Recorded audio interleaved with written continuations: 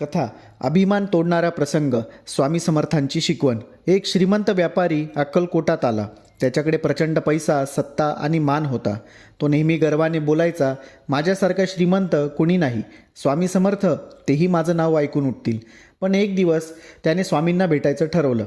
पण मनात अहंकार होता. तो म्हणाला, मी स्वामींना सोन्याचं हरण भेट देतो. तो सोन्याचं हरण घेऊन आला.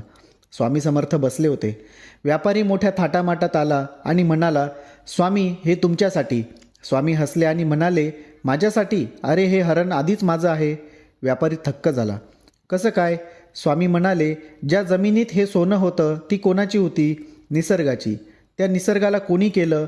परब्रह्माने. म्हणून हे आधीच माझं आहे. व्यापाऱ्याचा अहंकार तुटला. त्याने नम्रपणे हात जोडले.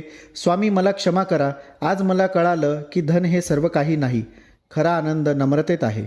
स्वामी म्हणाले, दान करा पण अभिमान नको. दान नम्रतेने केलं तरच ते खरं पुण्य आहे. त्या दिवसापासून व्यापाऱ्याने गरिबांना मदत करायला सुरुवात केली. पण एकही फोटो काढला नाही, एकही प्रसिद्धी केली नाही. कारण त्याला कळालं होतं, अभिमानाशिवाय केलेलं दान ईश्वराला प्रिय आहे. श्री स्वामी समर्थ.